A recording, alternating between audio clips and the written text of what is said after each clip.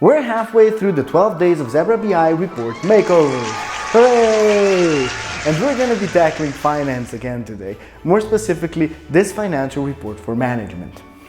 And let's first talk about the most obvious thing, which is we have a waterfall chart. And this is great. This means that the analyst presenting this data knew what is the best way to present financials. And this is with a waterfall chart. However, it seems to be made with native visuals. This is okay, however, it takes a lot of clicks and a lot of time, so a lot of manual work to really get it to look the way that it does here.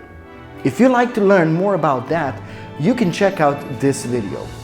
Anywho, we're glad that we have a waterfall chart and we're definitely gonna keep it, but we're just gonna make it a little bit more clear with Zebra BI. The second chart is also trying very hard and it's giving us some actual context. However, because of the scaling, the difference in revenue seems huge, although it's only about 10%. The chart also seems to be connected to the other visualization. However, this is not specifically shown or mentioned anywhere.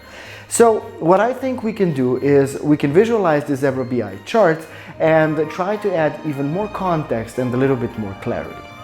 Now let's address the elephant in the room.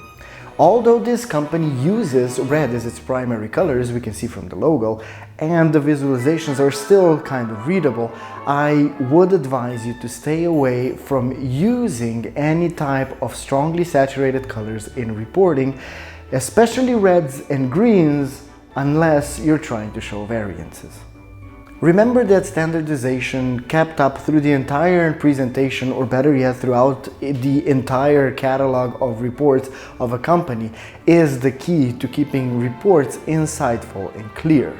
Now, using colors in a consistent and standardized way is a big key and a big step towards that goal. Next, the amount of text that we have on this slide is quite high. What would be better is taking away some of this text and leaving more room for the visualizations, or even better, using the visualizations themselves to tell this story. This would make it so that you or anybody else can better interpret what exactly is going on. Now that we have the plan all set up, let's get to it. But first, don't forget to like the video and subscribe. First, let's copy this text to the side and let's now tackle the waterfall.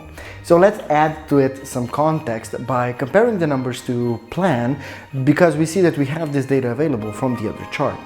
Now we can also add previous year, and as you will see, the variances are automatically calculated and added to the chart without the need and use of any formulas. Now we're going to create the P&L statement just like we did on day number 4 by resulting and inverting some of our accounts. Now we're going to use the text that we copied out previously and add it in as comments. The addition of this text as comments and then having the comment markers show us to exact which data point the comment refers to is going to help with the understanding of the data a lot more than it did before. Notice also that the change in the orientation from horizontal to vertical makes sense here, as it gives us a little bit more room to explore even more insights. Now, I really like that we have a second chart breakdowning the situation with our revenues. This is really the storytelling that we want to have in our presentations. Visualizing the same data with Zebra BI will give us improved scaling, so it will resolve the scaling issue, and also add a difference highlight, making it so that it doesn't have to be manually added to the chart just like it was before with native visuals. Now let's add a little bit more context to it. Let's add the breakdown of why our revenues this year are lower than planned. We learned that we have this data from the initial slide, so the comments that were on the initial slide, and we're also going to use that text to give even more context to our data here. This way we will ensure that we understand exactly why the decreases happen. We can also add an arrow and a highlight to show that this chart is actually representing our revenues, which is going to make everything a lot better, and I think that with this, we're done. You can see that we have more space for our visualizations, however the data density is even higher in the visualizations than it was before. We're also using the colors only to show the variances and emphasize them, and we're also using a lot of comments and a lot of context to give our management the story that they need to make better business decisions. So thank you for joining me on this cool ride. Download the template from the description and you know what, use it on your next meeting and let us know how it went. And definitely come back tomorrow for another installment in our 12 Days of Zebra BI Report Makeovers.